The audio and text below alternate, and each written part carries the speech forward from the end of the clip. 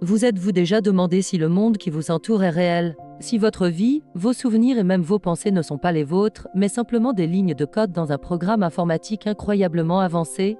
Cette idée, tout droit sortie de la science-fiction, est pourtant prise très au sérieux par des penseurs de renom comme Elon Musk et de nombreux scientifiques. Selon eux, il existe une probabilité non négligeable que notre réalité soit une simulation.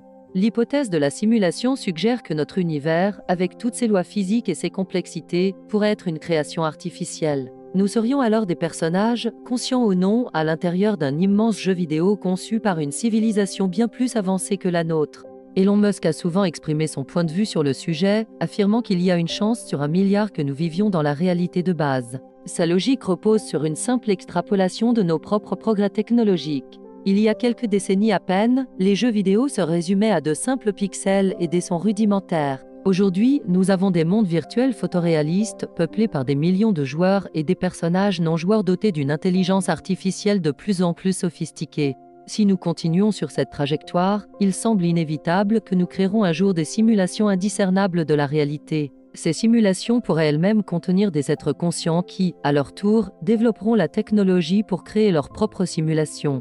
Cette cascade de réalité simulée implique que le nombre de mondes virtuels dépasserait de très loin le seul et unique univers réel. Par conséquent, statistiquement, il est bien plus probable que nous nous trouvions dans l'une de ces innombrables simulations plutôt que dans la réalité originelle. Un des arguments les plus fascinants en faveur de cette théorie vient de la nature même de notre univers. En y regardant de très près, la réalité semble se comporter de manière étrangement numérique. La physique quantique nous enseigne que la matière et l'énergie ne sont pas continues, mais existent sous forme de paquets discrets appelés quanta. C'est un peu comme l'écran sur lequel vous regardez cette vidéo, si vous zoomez suffisamment, vous verrez des pixels individuels. Des physiciens ont suggéré que l'univers pourrait avoir sa propre résolution fondamentale, une plus petite unité d'espace-temps possible, connue sous le nom de longueur de Planck.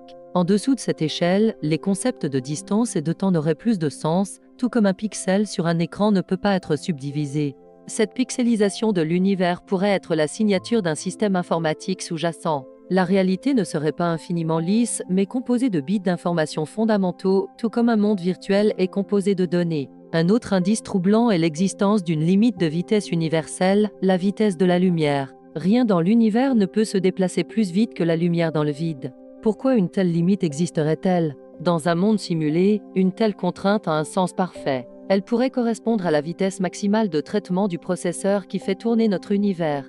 Imaginez un ordinateur qui doit calculer la position et l'état de chaque particule dans sa simulation. Pour éviter que le système ne soit surchargé et ne plante, il serait logique d'imposer une vitesse maximale à laquelle l'information peut se propager. La vitesse de la lumière serait donc une optimisation du système, une limite imposée par la puissance de calcul des créateurs. Bien sûr, l'hypothèse de la simulation est loin de faire l'unanimité. De nombreux scientifiques et philosophes soulignent des contre-arguments solides qui remettent en question cette idée séduisante. L'un des principaux obstacles est la question de la puissance de calcul. Simuler un univers entier, avec ses milliards de galaxies, ses milliards d'étoiles et le comportement quantique de chaque particule nécessiterait une quantité d'énergie et de ressources informatiques qui dépasse l'entendement. Même pour une civilisation post-humaine extrêmement avancée, la tâche semble titanesque. Certains calculs suggèrent que le nombre d'atomes nécessaires pour construire un ordinateur capable de simuler notre univers serait supérieur au nombre d'atomes dans l'univers lui-même. C'est un paradoxe qui rend l'idée difficile à avaler.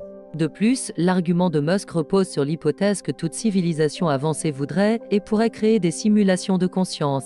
Mais est-ce vraiment une fatalité? Peut-être que des civilisations avancées ont des préoccupations éthiques qui leur interdiraient de créer des êtres conscients et de les piéger dans une fausse réalité. Ou peut-être qu'elles perdent tout simplement tout intérêt pour ce genre de projet, préférant explorer d'autres voies que la simulation. L'argument statistique ne tient que si la création de simulations est une activité courante et répandue dans l'univers, ce qui est loin d'être prouvé. Il se pourrait que nous soyons les premiers à atteindre ce niveau technologique, ou que la création de conscience simulée soit techniquement impossible. En fin de compte, l'hypothèse de la simulation est fascinante car elle est difficile à prouver, mais aussi très difficile à réfuter. Comment pourrions-nous, depuis l'intérieur du jeu, trouver une preuve définitive de sa nature artificielle? Certains scientifiques cherchent activement des bugs dans la matrice, des anomalies dans les lois de la physique qui ne pourraient s'expliquer que par les contraintes d'une simulation. Mais jusqu'à présent, notre univers semble remarquablement cohérent et stable.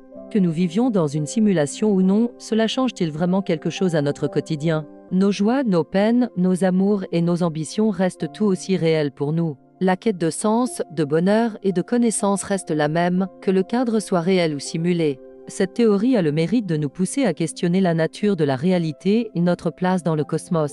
Elle nous rappelle que ce que nous percevons comme absolu pourrait n'être qu'une perspective limitée. Alors la prochaine fois que vous contemplerez un magnifique coucher de soleil, demandez-vous, admirez-vous un phénomène physique authentique ou le rendu graphique extraordinairement détaillé d'un programmeur cosmique? La réponse est peut-être bien plus étrange que nous ne pouvons l'imaginer. Pour plus d'exploration sur les mystères de la science et de l'univers, n'oubliez pas de vous abonner à Faits Inouïs. Votre curiosité est la clé qui ouvre les portes de la connaissance.